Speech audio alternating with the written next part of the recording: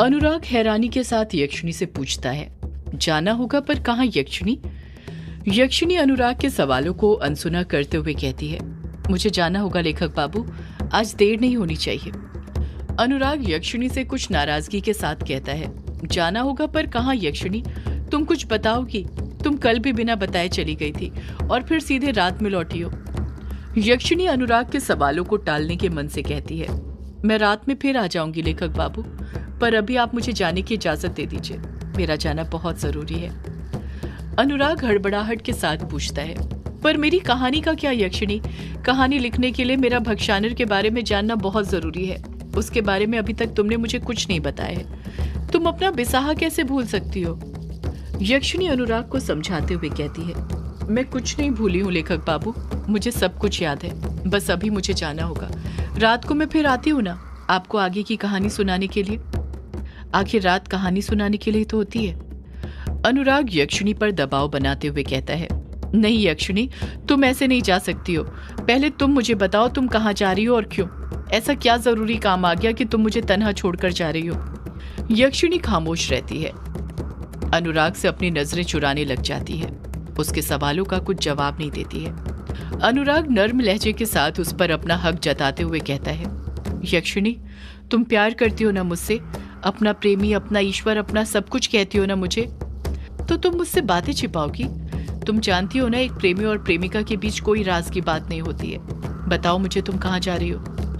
अनुराग ने ये बात कहकर यक्षिणी को पूरी तरह इमोशनल कर दिया था।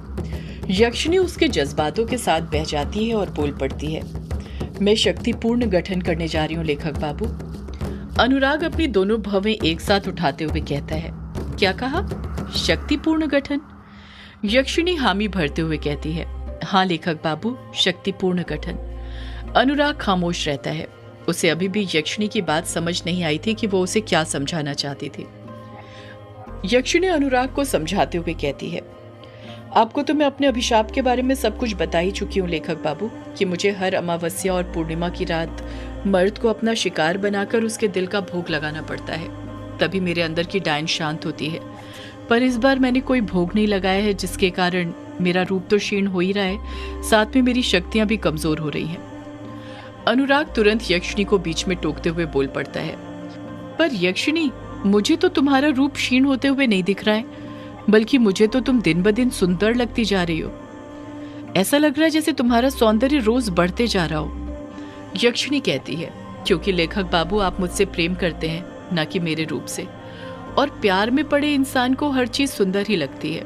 अपनी शक्ति और रूप को कमजोर होते हुए बस मैं महसूस कर सकती हूँ, वो इस तरह देखने से समझ में नहीं आती है। अनुराग चुप खड़ा रहता है, खामोशी के साथ यक्षिणी की सारी बातें सुनता रहता है।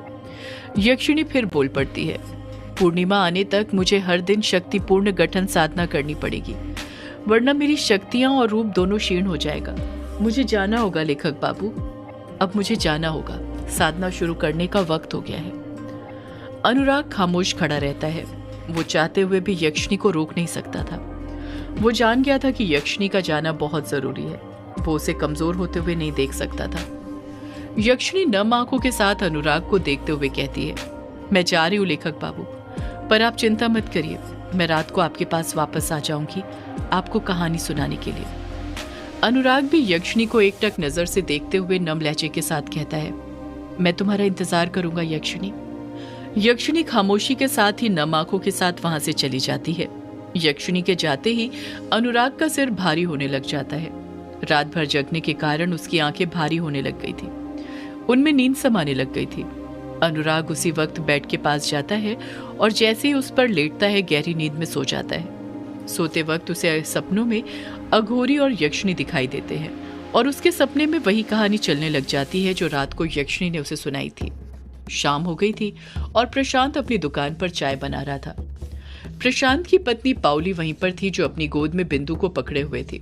प्रशांत चाय बनाते हुए भी किसी सोच में खोया हुआ लग रहा था। वो जब से ग्रेवयार्ड कोठी से लौटा था, उसके कानों में तब से पायल बजने की आवाज गूंज रही थी। वो यही सोच रहा था कि आखिर ग्रेवयार्ड कोठी के किचन के अंदर था कौन, क्यों उसे अनुराग ने वहां पर जाने से रोका था। प्रशांत इन सब बातों में इतना खो गया था कि उसका चाय पर ध्यान ही नहीं था। चाय में उबाल आने लग गया था और वो नीचे गिरने वाली थी। जब पाउली की नजर चाय की गंजी पर पड़ती है तो वो तुरंत अपना हाथ आगे बढ़ाती है और गैस को बंद करते हुए कहती है, ये आप क्या कर रहे हैं जी? आपका ध्यान कहाँ पर है? अभी पूरी चाय गंजी से नीचे गिर जाती। प्रशांत अपनी गलती महसूस करते हुए कहता है, वो बस पाउली। इतना कहकर प्रशांत खुद चुप हो जाता है। पाउली प्रशांत पर चिढ़ते हुए कहती है, पता नहीं कहाँ ध्यान है आपका, आज जो भी काम कर रहे हैं सब गड़बड़ कर रहे हैं। मैंने कहा था ना आपसे कि आप उस मनहूस ग्रेवयार्ड कोठी में मत जाइए, पर आपने मेरी बात नहीं मानी।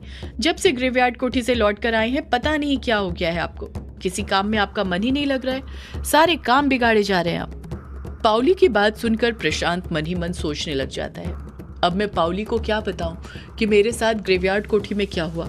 अगर मैंने पाउली को वो पायल वाली बात बता दी तो फिर तो पाउली मुझे कभी दोबारा ग्रेवयार्ड कोठी जाने ही नहीं देगी, अपनी कसम देकर रोक लेगी। और यदि ऐसा हो गया तो फिर मैं कभी लेखक बाबू की लिखी कहानियां नहीं पढ़ पाऊंगा। नहीं, मैं पाउली को वो पायल वाली बात नहीं बता सकता। प्रशांत मन ही मन ये सब सोच ही रहा था कि तभी पाउली मुंह बनाते हुए बोल पड़ती है, लो आ गए तुम्हारे लेखक बाबू, अब पता नहीं क्यों आए हैं। प्रशांत पाउली पर चिढ़ते हुए कहता है, पाउली ऐसा नहीं कहते हैं, तुम भी ना कुछ के कुछ बोल देती हो, तुम ना अंदर जाओ। पाउली कहती है, हाँ जा रही हूँ अंदर, मुझे भी कोई शौक नहीं है तुम्हारे लेखक बाबू से बात करने का। बड़े आए लेखक, लिखना तो कुछ आता नहीं होगा, चले हैं लेखक बनने के लिए। इतना कहकर पाउली खुद घर के अंदर चली जाती है, जिसका दरवाजा दुकान के अंदर से ही था। अनुराग को देखकर प्रशांत मन में सोचने लग जाता है, ये लेखक बाबू यहाँ पर कैसे? इन्हें तो मैंने कभी शाम के वक्त बाहर घूमते हुए नहीं देखा, आज क्या काम पड़ गया? अनुराग बड़ा खुश नजर आ रहा था। उसने अपने हाथ में कुछ कागज पकड़े हुए थे, वही लेकर वो प्रशांत की तरफ आगे बढ़ते जा रहा था। अनुराग प्रशांत के पास जाते हुए मुस्कुराते हुए बोल पड़ता है, कैसे हो प्रशांत? प्रशांत मुस्कुराते हुए कहता है, मैं बिल्कुल ठीक हूँ, आप बताइए लेखक बाबू कैसे आना हुआ आपका? अनुराग प्रशांत के साथ मजाक करते हुए कहता है, क्यों मैं यहाँ पर नहीं आ सकता क्या? क्या बस तुम ही मेरी ग्रेवयार्ड कोठी आ सकते हो? प्रशांत हड़बड़ाहट के साथ बोल पड़ता है, अरे नहीं लेखक बाबू, क्यों नहीं आ सकते? आप ही की तो दुकान है, वो तो मैंने बस ऐसे ही पूछ लिया। वो क्या है ना, कभी आपको शाम के वक्त घूमते हुए नहीं देखा ना, तो मुझे लगा कोई जरूरी काम ना हो। अनुराग कहता है, जरूरी काम तो था, उसी के लिए तो आना पड़ा। प्रशांत तुरंत पूछ पड़ता है, जरूरी काम? कैसा जरूरी काम? अनुराग जवाब देता है, वादा निभाने का काम। प्रशांत मुंह बनाते हुए कहता है, वादा? कैसा वादा लेखक बाबू? अनुराग कहता है, ये सही है, पहले वादा भी खुद मांगो और भूल भी खुद जाओ। तुम भले ही भूल गए प्रशांत, पर मैंने कहा था ना मैं अपने किए हुए वादे कभी नहीं भूलता हूँ। मैंने कहा था ना तुमसे, जब भी मैं यक्षिणी की कहानी के बारे में कुछ भी लिखूंगा तो सबसे पहले तुम्हें पढ़ने के लिए दूंगा। इतना कहने के बाद अनुराग ने अपने हाथ में जिन कागजों को पकड़े हुए था उन कागजों को प्रशांत के हाथ में थमाते हुए कहता है, तो ये लो, मैंने यक्षिणी की कहानी का पहला चैप्टर लिख लिया है, जिसे अपने वादे के मुताबिक मैं सबसे पहले पढ़ने के लिए तुम्हें दे रहा हूँ। जब प्रशांत अनुराग के मुंह से ये बात सुनता है तो वो खुशी से फूले नहीं समाता है। वो तुरंत उन कागजों को थाम लेता है। अनुराग अपनी बात पूरी करते हुए कहता है, ये यक्षिणी की कहानी का पहला चैप्टर है, जिसका नाम है यक्षिणी क्या है। प्रशांत अनुराग को एकटक नजरों से देखते हुए पूछता है, क्या है यक्षिणी? अनुराग अपनी आंखों से स्क्रिप्ट की तरफ इशारा करते हुए कहता है, तुम्हारे हाथ में स्क्रिप्ट है, तुम खुद ही पढ़ लो क्या है यक्षिणी। जैसे अनुराग ये बात बोलता है, प्रशांत अपने सारे काम छोड़कर यक्षिणी की कहानी का पहला चैप्टर पढ़ने लग जाता है, जिसका टाइटल था यक्षिणी एक डायन, और उसी के जस्ट नीचे लिखा था अध्याय 1 यक्षिणी क्या है। प्रशांत उस स्क्रिप्ट को पढ़ना शुरू कर देता है। जैसे जैसे वो स्क्रिप्ट पढ़ते जा रहा था, उसके चेहरे के एक्सप्रेशन बदलते जा रहे थे, जैसे वो कोई सी ऐसी चीज पढ़ रहा हो जिसके बारे में उसने पहली बार पढ़ा हो, उसे भी उस चीज का पहली बार पता चल रहा हो। उस स्क्रिप्ट के अंदर अनुराग ने सबसे पहले ये लिखा था कि ब्रह्मांड का निर्माण कैसे हुआ था। ब्रह्मांड में जो 10 लोक हैं, उनमें कौन कौन रहते हैं, उनके बारे में लिखा हुआ था। साथ में यक्षिण लोक के बारे में भी लिखा हुआ था, जिसमें यक्ष और यक्षिणी रहा करते थे। अनुराग ने उसमें अलग अलग यक्षिणियों और उनकी शक्तियों के बारे में भी बताया था। पढ़ते पढ़ते शाम से अंधेरा होने लग जाता है और रात हो जाती है। जब प्रशांत पूरी स्क्रिप्ट पढ़कर खत्म कर देता है तो उसकी बोलती बंद हो जाती है। उसके समझ ही नहीं आ रहा था कि वो क्या बोले। स्क्रिप्ट पढ़कर उसके रोंगटे खड़े हो गए थे। वो एकटक नजर से अनुराग को घूरने लग गया था। जब प्रशांत कुछ नहीं कहता तो अनुराग ही बोल पड़ता है। मुझे ऐसे क्या देख रहे हो प्रशांत? ये बताओ, यक्षिणी एक डायन कहानी का पहला चैप्टर यक्षिणी क्या है कैसा लगा? प्रशांत अनुराग को एकटक नजरों से देखते हुए कहता है, लिखा तो आपने बहुत बढ़िया है लेखक बाबू, पर आपको इतना सब कुछ, वो भी इतनी डिटेल्स के साथ कैसे पता है? ऐसा लग रहा था जैसे ब्रह्मांड का निर्माण जब हो रहा था तब आपकी आंखों के सामने हुआ था। अनुराग खुश होते हुए कहता है, यही तो खासियत है मेरे लेखन की प्रशांत। मैं कहानियों को ना अपनी असल जिंदगी की तरह देखता हूँ, उन्हें अपनी असल जिंदगी से जोड़ देता हूँ, तभी कहानी हमें असली लगती है। प्रशांत फिर पूछ पड़ता है, लेखक बाबू, अगर आप अपनी कहानी में सब कुछ सच लिखते हैं तो फिर आपने इसमें झूठ क्यों लिखा? अनुराग हैरानी के साथ प्रशांत से पूछता है, मैंने क्या झूठ लिखा है? प्रशांत कहता है, ब्रह्मांड में उपस्थित लोगों के बारे में।